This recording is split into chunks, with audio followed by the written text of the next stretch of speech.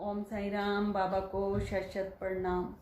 बाबा सभी जीवों से बहुत प्यार करते थे। कुत्ते, बिल्लियाँ। जब बाबा थे अपने स्वरूप में, जीवित स्वरूप में, तो बाबा की जो मस्जिद द्वारका माई है उसमें कुत्ते बिल्लियाँ घूमते रहते थे। बाबा उनको नहीं भगाते थे। बाबा जो भोजन भिक्षा मांग के लेके आते थे वो कुत्ते बिल्लियाँ खा लेते थे। आज भी समाधि मंदिर में द्वारका माई चावड़ी हो कुत्ते बिल्लियाँ घूमते रहते हैं। गार्ड उनको कभी भी नहीं भगाते। अगर हम लोगों के पास भी कुत्ते आके बैठ जाते हैं तो हम लोग उनको भगाते नहीं, उनसे प्यार करते हैं, उनके सिर पे हाथ फेरते हैं, हम खुश होते हैं। क्योंकि भक्तों की ये धारणा है कि बाबा किसी भी रूप में उनके पास आ सकते हैं। बाबा बहुत प्यार करते थे। बाबा अपने भक्तों को भी कहते थे कि आप इन प्राणियों से प्यार किया करो। इनकी आत्मा भी भूखी होती है, ये बता नहीं सकते, इनकी ये अपनी भूख नहीं बता सकते हैं। इनकी जो भूख है वो भी हमारे समान होती है, तुम इन्हें भोजन दिया करो। सचरित्र में भी एक कथा है, मैं आपको बताती हूँ। श्रीमती तरखड़ बाबा के भक्त थे, वो शिरडी आए हुए थे। तो एक बार वो दोपहर का भोजन परोस रहे थे, तो उसी टाइम में कुत्ता भौंकता हुआ आया। तो श्रीमती तरखड़ को लगा कि वो भूखा है, उन्होंने उसको एक रोटी का टुकड़ा दे दिया। कुत्ते ने बड़े चाव से खाया और चला गया। शाम को जब श्रीमती तरखड़ बाबा के पास गए तो बाबा ने कहा, माई तुमने आज मुझे भोजन, बहुत स्वादिष्ट भोजन खिलाया, उसे खाकर मेरी आत्मा तृप्त हो गई। तो श्रीमती तरखड़ हैरान हुई कि बाबा मैंने कब आपको भोजन करवाया। तो बाबा ने कहा कि माई जब तुमने दोपहर को भोजन के टाइम कुत्ते को भोजन करवाया था तो यथार्थ में वो मेरा ही स्वरूप था। मेरी भूखी आत्मा शांत हुई। तुम ऐसे ही सब जो प्राणी हैं उनको भोजन करवाते रहा करो, तुम्हें बहुत ही लाभ होगा। श्रीमती तरखड़ बहुत ही खुश हुई। आज मैं आपको अपने साथ भी एक बीती हुई घटना बताती हूँ कि बाबा ने एक बिल्ली के रूप में आके मेरा कैसे भोग ग्रहण किया।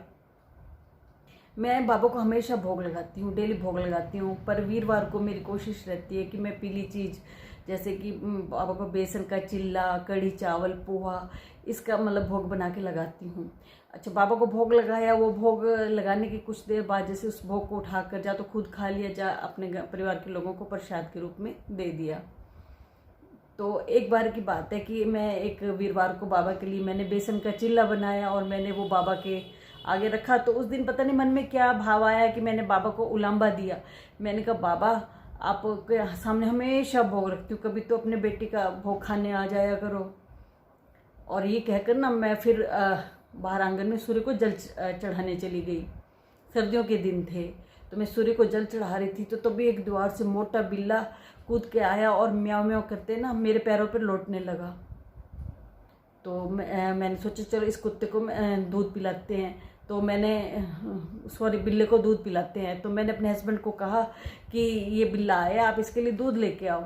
मेरे हस्बैंड दूध लेके आए और उन्होंने उस बिल्ले के आगे रखा। बिल्ले ने दूध नहीं पिया और वो हमारे आंगन था ना, धूप थी, सर्दियों के दिन थे, तो एक पलंग बिछा हुआ था, उस पलंग पे जाके बैठ गया। उसका बैठने का ढंग बहुत अजीब था, वो चौकड़ी मार के बैठ गया।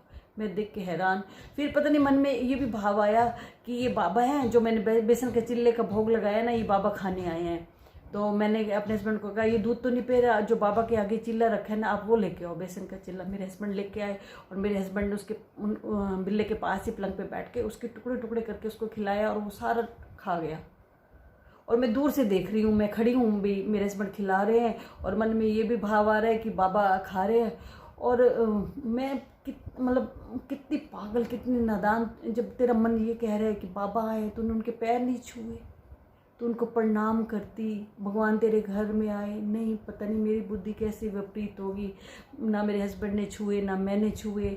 मुझे आज भी इस बात का बहुत अफसोस है कि बाबा तेरे घर में आए और तूने उनके चरण नहीं छुए।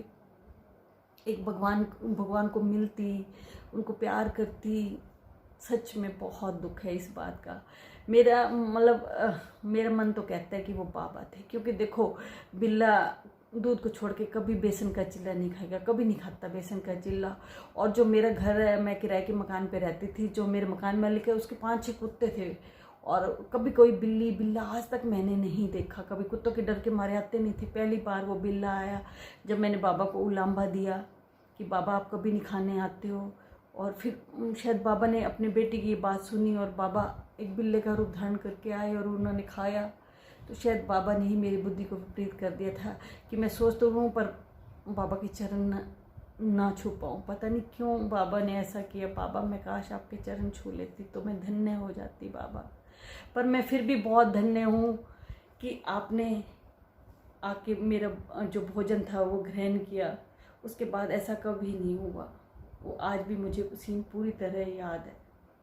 सच में बाबा, आप अपने भक्तों का बहुत ख्याल रखते हो बाबा।